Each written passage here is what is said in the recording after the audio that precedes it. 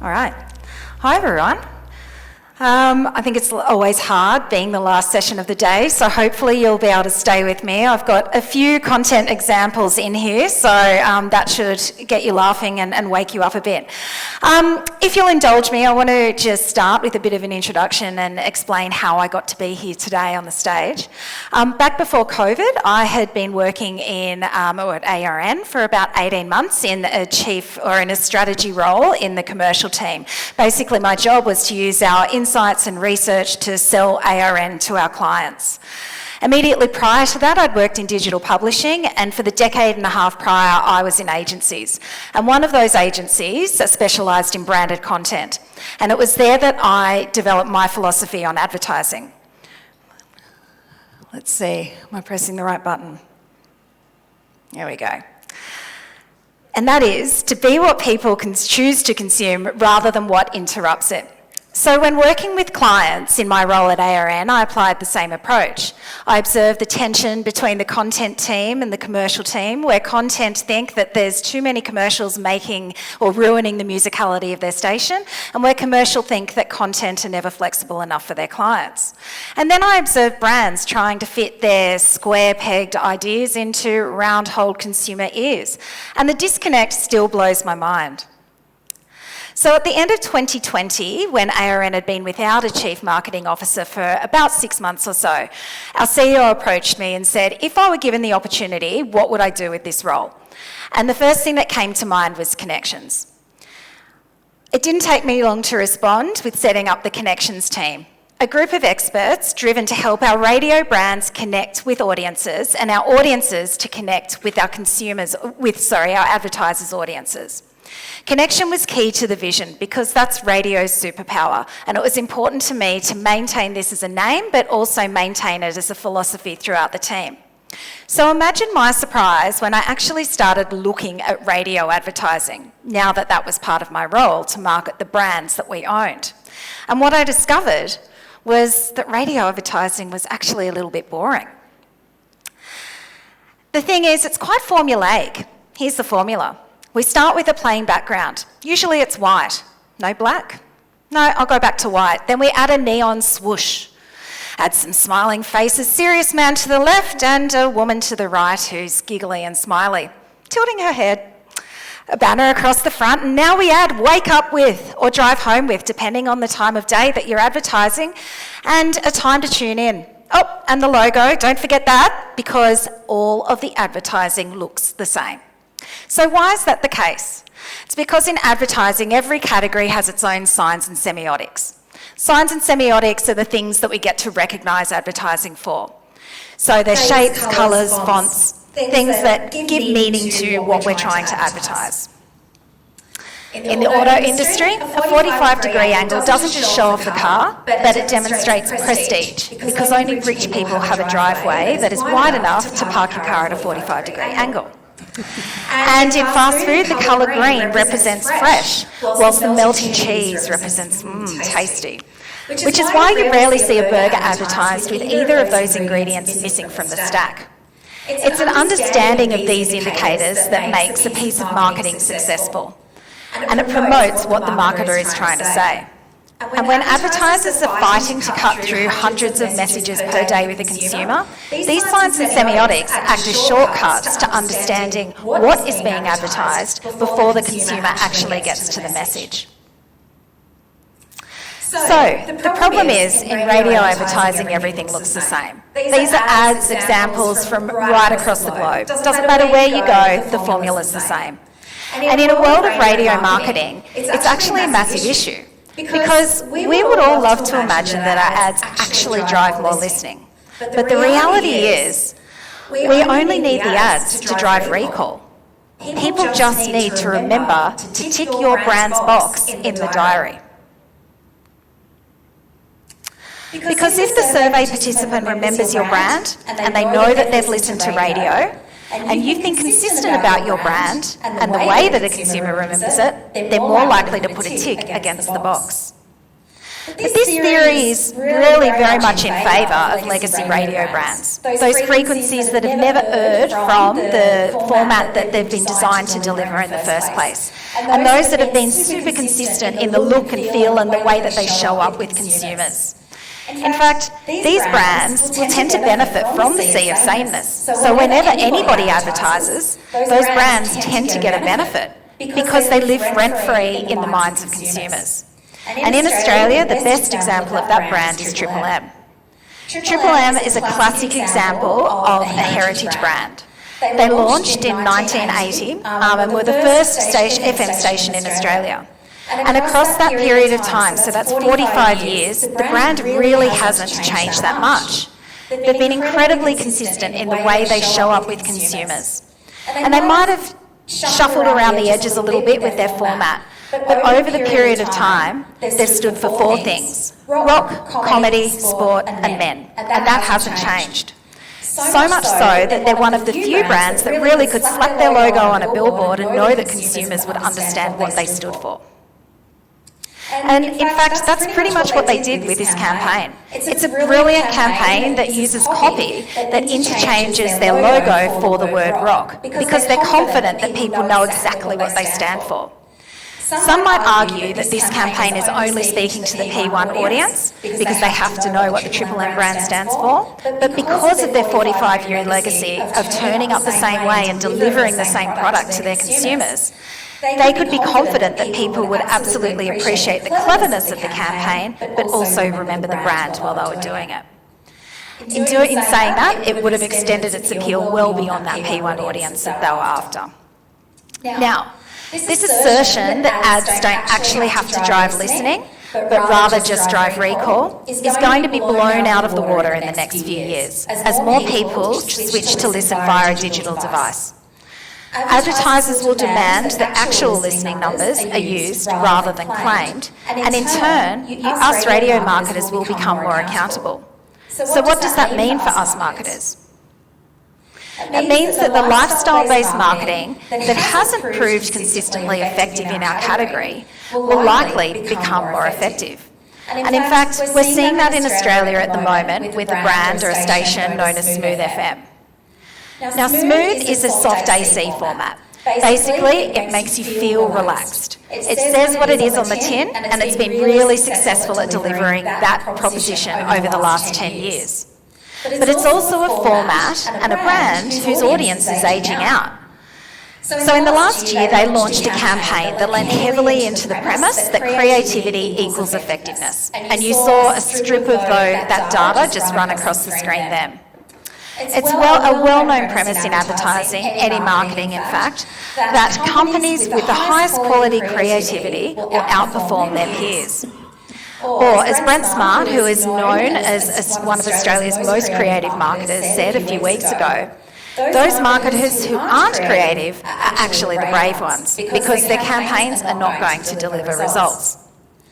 Now, the risk of adopting this premise in our category is that you may affect actual behaviour, but limit your impact on memorability, which, as we've established, is the one thing you need to do to be successful at marketing a radio brand.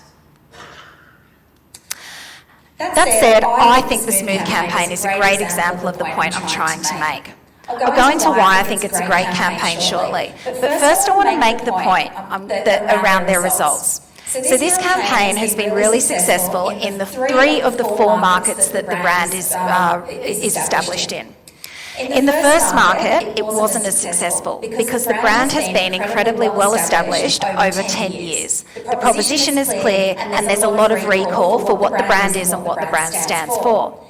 In the markets where it was less well known, this conceptual creative was much more effective at both driving an audience and driving the recall audience as well as the actual audience. What it tells me is that the lack of traditional science and semiotics in the conceptual creative actually worked against them in the more established market.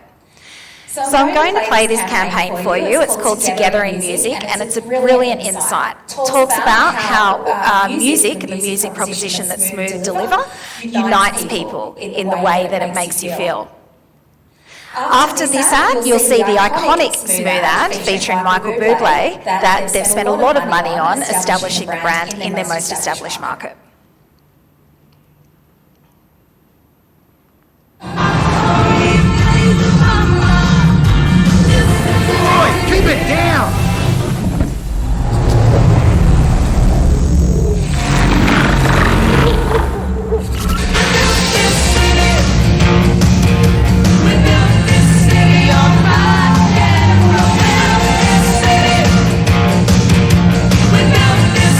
Stand, Starship.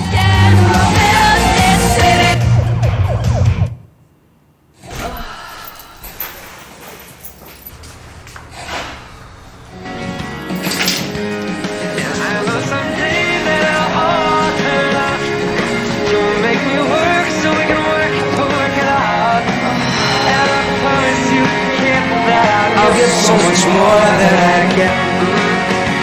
I just haven't met you yet.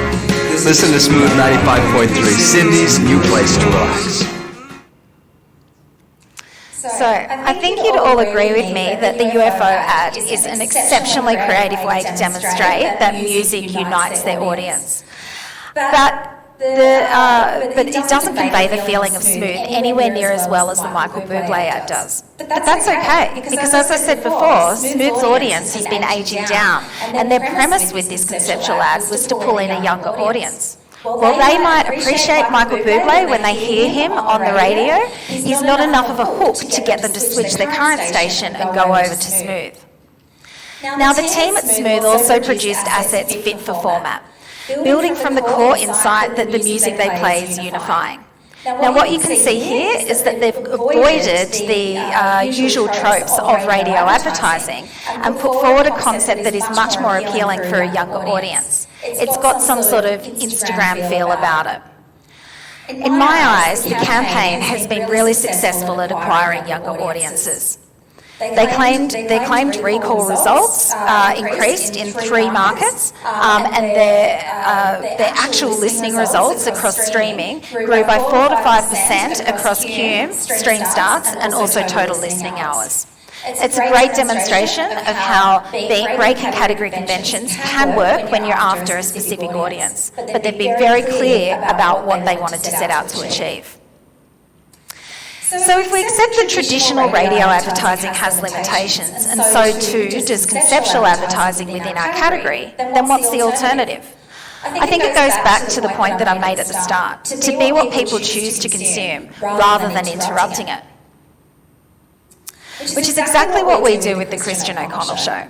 So Christian is my favourite talent to work with. He's part of the Australian Radio Network, and he has the breakfast show and our Gold 104.3 station in Melbourne. He genuinely appreciates the value of making content marketing and making marketing content. So across the last 3 years, Christian has been ranked leading the number one FM station by around 2 share points in Australia's most competitive market of Melbourne. And as the executive responsible for making decisions at ARN about how our marketing budget is spent, I couldn't in good conscience allocate a high proportion of the budget to Christian when I knew that his show and the station could withstand a drop in QM because he was so far ahead of his competitors. This is one of those moments when I had to be an adult. It was a frustrating decision that I had to make, but basically Christian and the Gold team had become victims of their own success. That said, creativity needs boundaries, so our boundary became our budget. Now I'm about to take you through 3 of the campaigns that we've run. Each of them are run off the same premise, and they've managed to anchor Christian into that number 1 spot across the last 3 years. That said, he has dropped to number 2 on a couple of occasions, but it's been very rare. We've used the premise across the 3 campaigns, used the content to sell the content, because we know that that's why people keep coming back to listen to his show. So while each of the campaigns are unique, they all run off the same insight. And that is, when you listen to the Christian O'Connell Show, you feel part of something special.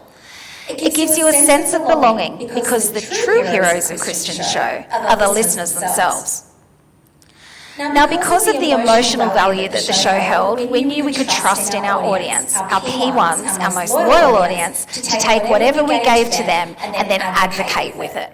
Meaning that we could make a much smaller marketing budget than I would have preferred to allocate to Christian and turn it into a much greater presence.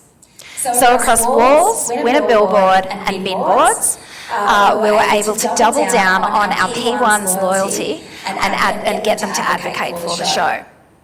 So we started with walls. This was about 3 years ago. And with this campaign, we really wanted to demonstrate that Christian, who, for those of you who don't know, is a Pom, English person, so has a very clear accent, is part of the fabric of Melbourne. He's worked really hard over the last couple of years, the 5 years that he's been in Australia, to demonstrate that he loves where he's broadcasting from. What we wanted to do was seek out a media format that was woven into the fabric of Melbourne in the same way that Christian was doing himself. So we sought out local milk bar brick walls. And we took over these suburban community hubs and which put us physically at the centre of the community, but it was the artwork that we put onto these hubs that made us central to the conversation. So rather than plaster the space with Christian's face and the logo of the station, we solicited for ideas from our listeners and involved them in the campaign. Take a listen. The Christian O'Connell Show. We are having a wall of dogs, a mural on Lygon Street with 21 of Melbourne's greatest dogs. Steve, tell us about your amazing dog. I've got my seagull dog Henry, and Henry's pretty amazing. He's really, really great at his work. One afternoon I was coming home from the train station and I said to Henry, "Come on mate, find a taxi mate." He heads up, puts his nose up on the door handle, jumped in you go buddy, turned to the driver and said, "Good afternoon, I'm Steve, this is Henry, can you take us down to where we live, thanks?" And he said, "Look, I'd love to give you a lift home mate, but Henry's just put you into a police car." Find out if your dog has made the wall. Tomorrow morning from 6. The Christian O'Connell Show. Gold 104.3. Listen live or later on the iHeartRadio app. Right now, get half price big brand vitamins and cosmetics at Chemist Warehouse. Terms and conditions apply. So you can see how the marketing campaign, which was all about taking the brand out into the streets of Melbourne and becoming part of the fabric of Melbourne, became content on the show. If we were infiltrating this inherently local space, we needed our creative to contribute back to the community itself because we were becoming part of their everyday. And we wanted to showcase the things that Melbourne truly loved, just like Christian did on the show. So across the month-long period of the campaign being live, we asked our listeners what they wanted to see.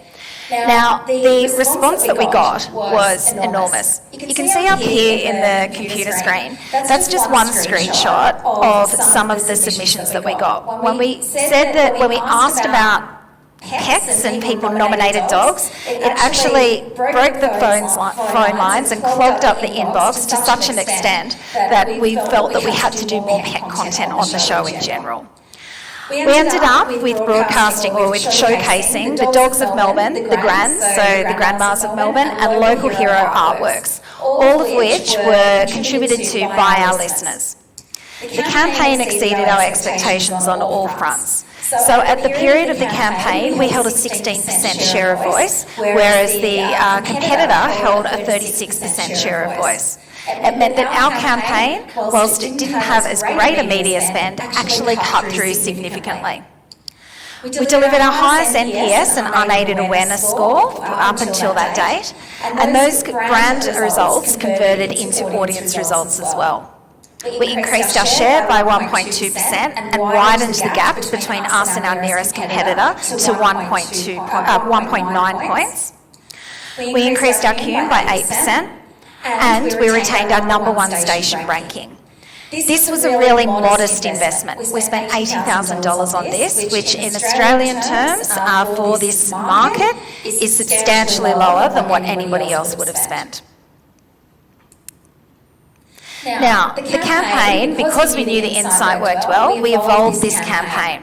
And it evolved into the next campaign, which was called Win a Billboard, which has gone on to become ARN's most awarded campaign of all time. I'm going to play a video for you here to demonstrate the full extent.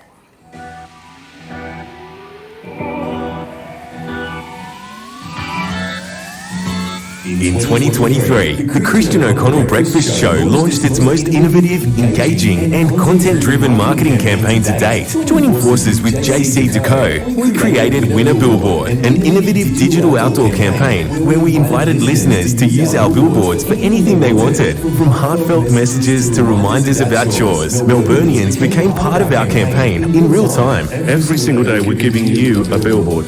During the show, we'd ask listeners to get us the messages they wanted to share, and by the next break, the chosen message would be amplified on over 130 billboards across Melbourne, providing entertainment and creating intrigue for existing and new listeners throughout the city. It also made for some great moments on air. In 14 days, we displayed 33 personalised messages across digital large format and digital small format outdoor, and completely achieved our objective to maintain the show's listenership position with a cut-through campaign that punched well above its weight. We even contributed to a slightly botched marriage proposal. Sorry, Mitch. Our outdoor activity reached 54% of Melburnians, with that being extended through PR coverage and amplification on our own social platforms. But most importantly, the campaign delivered results. Across all touchpoints, we saw increases in audience and engagement levels. The campaign attracted 42,000 new listeners to the show each week, and an audience growth increase of 150% across social platforms. Survey 1 results reinforced the strength of the campaign, with the show maintaining its #1 FM breakfast position in Melbourne for a 22nd consecutive survey, and creating a halo impact with the station also holding its #1 FM position for 25 surveys running. The campaign also won Best Use of Multi-Format in the Outdoor Media Association's Creative Collective Awards, with the judges commenting, "The scale and response of ARN's campaign stood out to me. They created a multi-format digital out-of-home campaign that connected directly with audiences. ARN has done this in a very clever and engaging way." Oh, thanks. We couldn't have said it better ourselves. So the cool thing about that campaign is that we were taking what was happening live on air in the moment and broadcasting it within seconds to 130 billboards across Melbourne. This year we worked with JC Deco to evolve the campaign again, and we didn't just broadcast listeners' messages, but we broadcast their images too. It meant that we could react in real time with our marketing in response to what was happening on air with the content. Now, finally, this campaign is one that I'm pretty proud of, probably because it's a little bit kooky.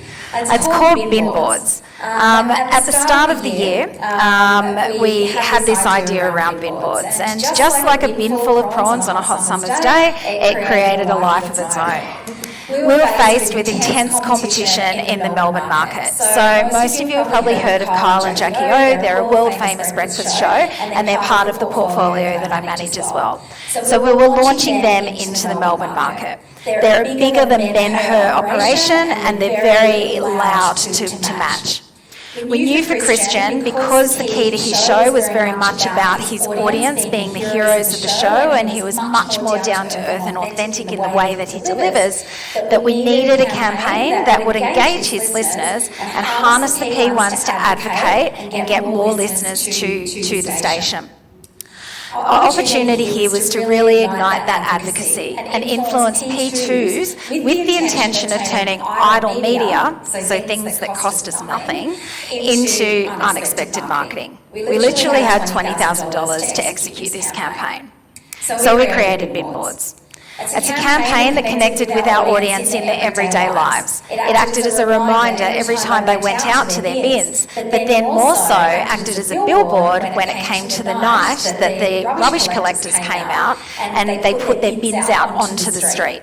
It was a constant reminder, both for our P1s as well as those surrounding them, that Christian O'Connell was the breakfast show they should tune into.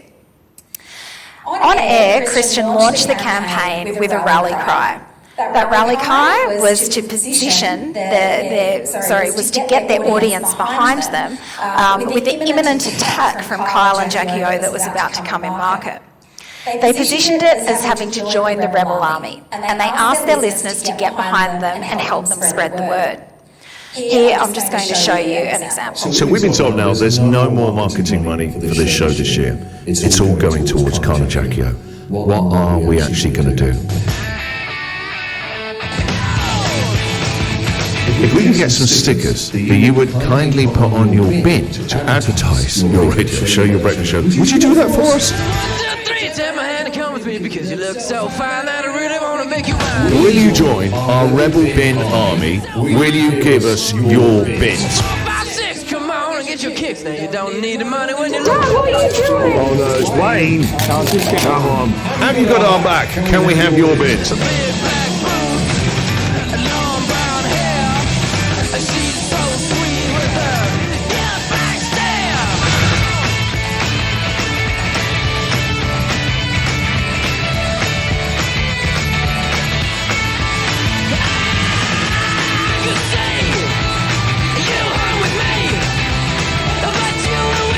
Thank you for joining our Rebel Bin Army. Thousands of you.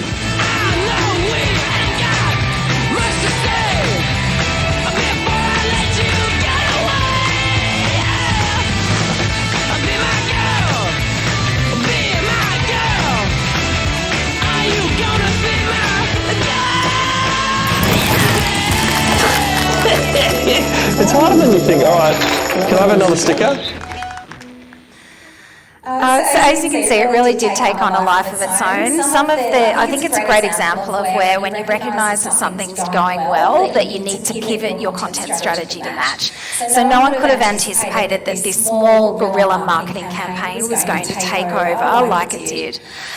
We had listeners putting up their hands to be bin sticker distributors, and we gave them hundreds of stickers each so that other people could come and collect the stickers from them. And we had people, we evolved the artwork over the period of the campaign. So we asked our listeners to suggest their own funny bin puns to change our headline out over the 7 weeks. Just goes to show that some listeners' ideas aren't absolute rubbish. Initially, the story arc went for 2 weeks and then extended for 7 weeks on air. And as you can see, the early results do show that it was effective, and I think ultimately it comes back to the fact that the listeners were very much in charge of this idea, and as we saw them get excited about various bits and pieces of it, we amplified that further. A key learning from each of these campaigns is really that you can't underestimate the power of your P1 audience. They're passionate and they care about the shows that they engage with each and every day. And if you ask them to do something, they're likely to do it. Each of these campaigns are valuable in their own right. But the reason I think they were impactful to the extent that they have been is that they make content marketing and they make marketing content. I know this because I look after 48 brands across the network. And this show and the way that we work with Christians is markedly different. By blending the two disciplines, we turn a less than $500,000 spent over a 3-year period into something that felt like millions of dollars worth of activity, and it had the results to match. As the way that we measure success in this industry continues to evolve, budgets become tighter and the share of content consumption and attention becomes continuously fierce, I think it's important that we marketers and content creators blend our talents. Maintaining the cues that help consumers understand that you're a radio brand speaking to them is important, but trying to replicate the connection that our content creators deliver and have with their audience each and every day in a non-audio format is absolutely crucial for communicating the benefit of what we do. I feel that you simply can't replicate that connection in a non-audio format without thinking through a content lens. Thank you. Do you want to take some questions? If anyone's got any questions, I think we've got a few minutes.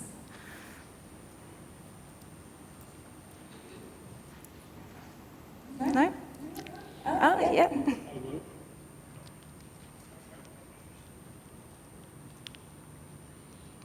I love the bin campaign.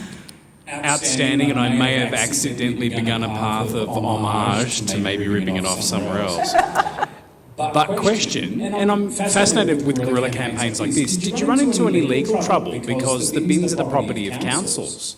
So whilst the listeners were the great army, did you have a problem with council saying, no, you can't put a sticker on our bin? I think that's the amazing thing about working in a radio business, that our promotions team, who are also part of Connections, know how to do these things. So they did engage with the council. There was no issue with us doing that. We have done a guerrilla campaign in Sydney for a different brand, and we did get a cease and desist letter as a result there. But usually we take a calculated risk. So there we knew exactly where we had put the activity, and we went and pulled it down. So not an issue. I think a lot of what we do is making a decision around, can we revert what we've done if we get some sort of legal letter as a result. Yeah. Yep.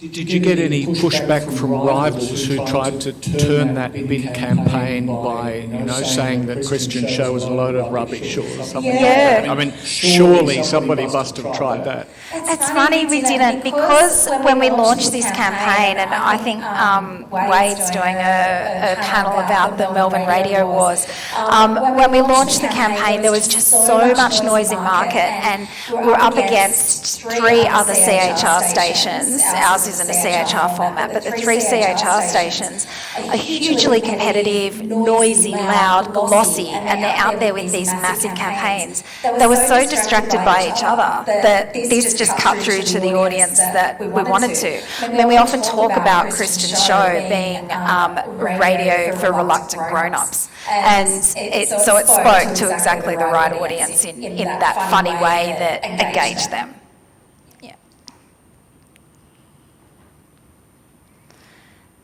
Other questions?